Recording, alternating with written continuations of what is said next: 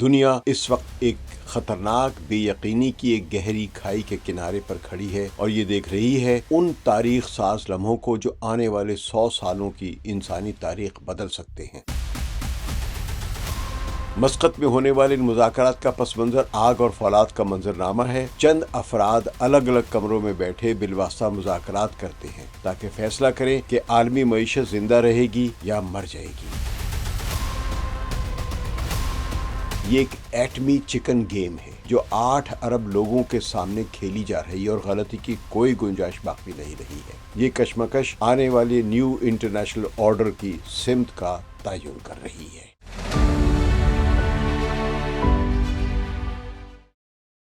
ثقلین امام کا سلام قبول کیجیے۔ دنیا اس وقت ایک خطرناک بے یقینی کی ایک گہری کھائی کے کنارے پر کھڑی ہے اور یہ دیکھ رہی ہے ان تاریخ ساز لمحوں کو جو آنے والے 100 سالوں کی انسانی تاریخ بدل سکتے ہیں۔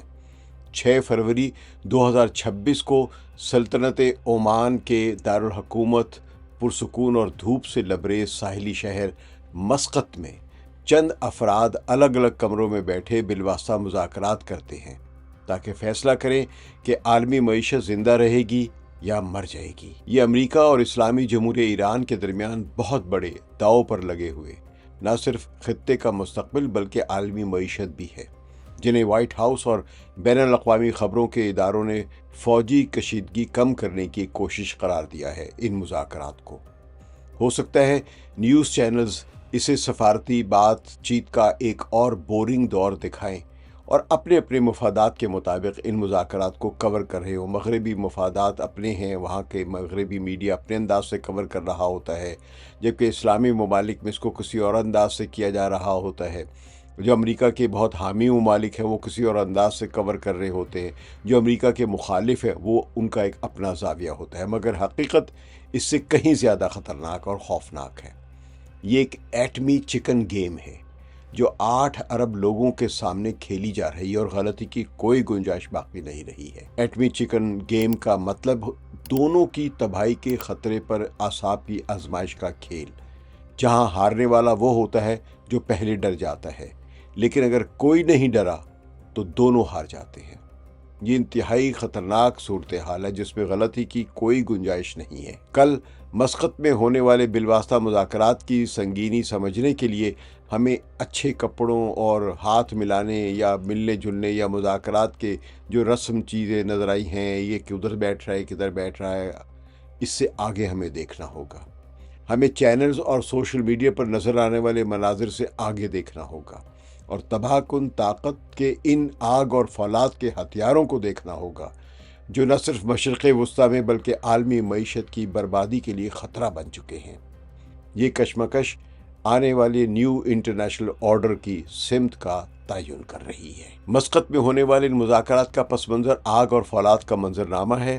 ہم ایک ایسے سال سے نکل کر آ رہے ہیں جس میں دشمنی اپنے عروج پر تھی، جو جون 2025 میں براہ راست فوجی تصادم کے ایک شدید دور کے بعد آئی، جب خبر آئی کہ امریکہ نے ایران کی نیوکلیئر انسٹالیشن پر بڑے حملے کیے ہیں، وہ جگہ جہاں ایران یورینیم پروسیس کرتا ہے، ایک بھاری دھات جو میڈیکل علاج، انرجی یا ہتھیاروں کے لیے استعمال ہوتی ہے۔ امریکہ کا یہ حملہ مکمل طور پر غیر قانونی تھا۔ جو بھی انٹرنیشنل لاز ہیں، قوانین ہیں، ان کے لحاظ سے اس کے خلاف کھلی خلاف ورزی تھی، لیکن دنیا امریکہ کو نہ روک پائی ہے۔ تو اس حملے کے بعد امریکہ خلیج فارس میں مسلسل اپنی جو ملٹری ایکوپمنٹس ہیں، بھاری اسلحہ جو ہے، فوجی ساز و سامان جو ہے وہ مسلسل تعینات کر رہا ہے۔ اور مسقط میں مذاکرات کے آغاز کے فوراً بعد 6 فروری 2026 کی شام کو صدر ڈونلڈ ٹرمپ نے نامہ نگاروں کو اپنا بیان دہرایا کہ وہ ایک بڑا آرمیڈا جو ہے، عظیم آرمیڈا، وہ اس خطے میں بھیج رہے ہیں تاکہ یہ ظاہر کیا جا سکے کہ واشنگٹن مکمل جنگ کے لیے تیار ہے۔ جبکہ مذاکرات کے دوسرے فریق ایران کی نمائندہ جماعت، جس کی قیادت ان کے وزیر خارجہ عباس عراقچی کر رہے تھے، ایک خاص مقصد کے لیے آئی تھی۔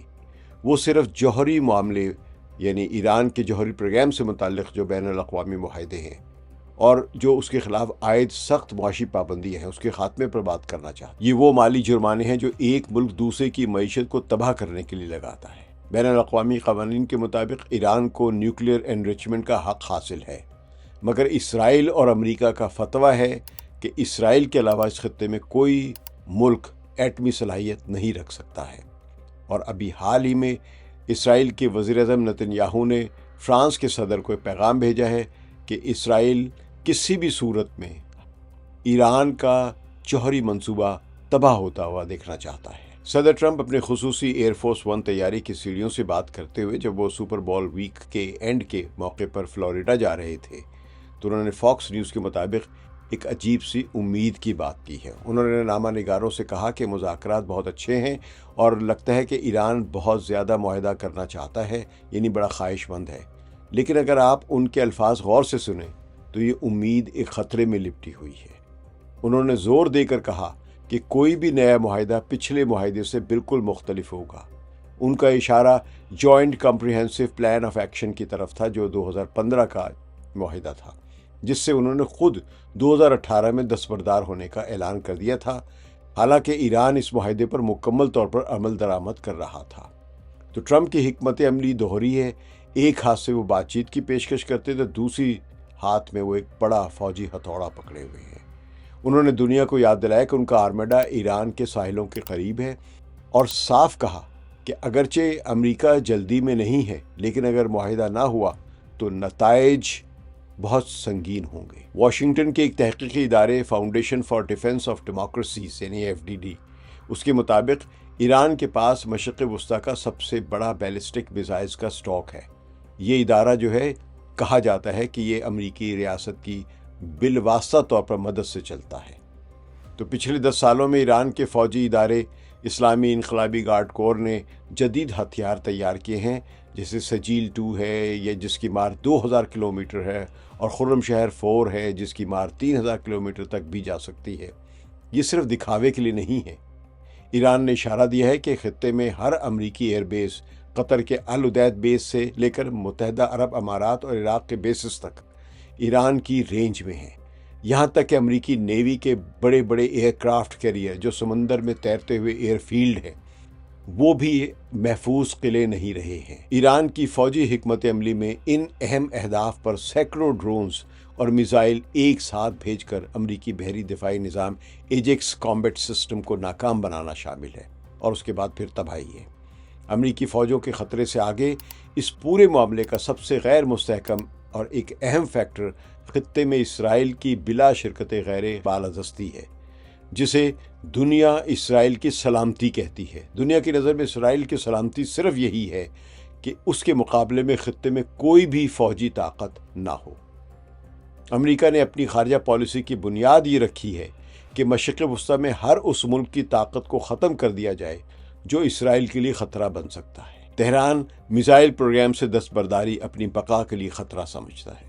وہ جانتا ہے کہ اگر ان کے میزائل چلے گئے تو بڑے حملے کو روکنے کا ان کا واحد ذریعہ بھی ختم ہو جائے گا، اور اسرائیل یا امریکہ جب چاہیں گے ایران پر بمباری کر سکیں گے۔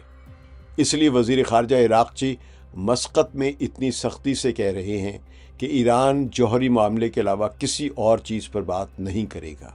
وہ یورینیم پر بات کریں گے لیکن اپنے دفاع کے لیے بنائے گئے میزائلوں پر بات نہیں کریں گے۔ یہ ہمیں امریکی گیمبلنگ تک لے آتا ہے۔ ٹرمپ انتظامیہ اپنی ٹیکنالوجیکل اور فوجی برتری پر یقین رکھتی ہے، یعنی طاقت استعمال کر کے نتیجہ حاصل کرنے کی صلاحیت پر۔ امریکی دفاعی محکمہ پینٹاگون شاید ڈی کیپیٹیشن اسٹرائک کی منصوبہ بندی کر چکا ہے۔ یہ ریڈار سے تقریباً غائب جو اسپرٹ اسٹیلتھ B-2 بامبرز ہیں وہ لا رہا ہے، بلکہ لے آیا ہوا ہے، اور جدید سائبر وارفیئر کے ذریعے پہلا بڑا اور منظم حملہ کرے گا، جس کا مقصد دشمن کے بنیادی ڈھانچے کو تباہ کرنا ہوگا۔ مقصد یہ ہوگا کہ جنگ شروع ہونے سے پہلے ہی ایران کی جوابی حملے کی صلاحیت یعنی سیکنڈ سٹرائک کی صلاحیت کو تباہ کر دیا جائے۔ لیکن یہ خوفناک گیمبل ہے۔ ایران کے missile under ground missile cities میں چھپے ہوئے ہیں، پہاڑوں میں بنی گہری سرنگیں موجود ہیں، انہیں تباہ کرنا آسان کام نہیں ہے، بہت مشکل ہے۔ اگر امریکہ ان میں سے چند ایک کو بھی تباہ کرنے میں ناکام رہا تو جوابی حملہ تباہ کن ہوگا۔ تو پھر دیکھیں کہ اب ہم کہاں کھڑے ہیں۔ مسقط مذاکرات کی راہ ایک بیلنس آف ٹیرر یعنی خوف کے توازن پر ہے۔ दोनों फरीक मुकम्मल खित्ते की तबाही के खतरे को एक सफारती हथियार के तौर पर इस्तेमाल कर रहे हैं। ट्रंप मुआशी तबाही और अजीम आर्मडा के खतरे से ईरान को अपना दिफा छोड़ने पर मजबूर कर रहे हैं, और ईरान एयर बेसिस तबाह करने और इसराइल पर हमला करने के खतरे से अमेरिका को पाबंदियां हटाने पर मजबूर कर रहा है। ये एक अजीब मखमसा है। अमेरिका जितना अपने इत्तेहादियों के लिए खित्ते को महफूज बनाने की कोशिश करेगा या दावा कर रहा है कि महफूज बना रहा है, उतनी ही इस जंग का खतरा बढ़ेगा जो इन इत्तेहादियों की मईशत को तबाह कर देगी। मस्कत में बातचीत दोस्ती के लिए नहीं, ये बका के लिए है। दोनों फरीक इसलिए बात कर रहे हैं क्योंकि वो जानते हैं कि मुतबादिल यानी फौजी कार्रवाई आलमी मईशत को कम से कम एक दहाई पीछे धकेल देगी। इस दौरान जब नुमाइंदे अगले हफ्ते दोबारा मिलने की तैयारी कर रहे हैं, दुनिया अब भी एक खतरनाक किनारे पर है। अमेरिका की सिफर सलाहियत के मुतालबे यानी ज़ीरो सम गेम के मुतालबे और ईरान के जौहरी हकूक़ के मुतालबे के दरमियान फ़र्क इतना बड़ा है कि शायद इसे पाटना नामुमकिन हो। लेकिन जब तक वो मस्कत में अम्मानी अहलकारों की मदद से और बातचीत कर रहे हैं, मिसाइल अपनी जगह पर रहेंगे, अमरीकी आर्मडा वहीं पर रहेगा। हम तारीख़ के उस लम्हे के गवाह हैं जहां सफारतकारी जदीद दुनिया और आलमी तारीख दौर के दरमियान वाहिद रुकावट है। ईरान के मुतालबात जो कि कानूनी तौर पर जायज़ है, अगर तस्लीम नहीं किए जाते हैं तो फिर जंग ही वाहिद हल है, क्योंकि जंग से तबाही होगी मगर दोनों जानिब। ईरान का अमरीकी हमले के बाद सेकंड स्ट्राइक की सलाहियत बरकरार रखना ही इसकी फतह होगी। शुक्रिया। सकलैन इमाम को इजाज़त दीजिए। खुदा हाफिज़।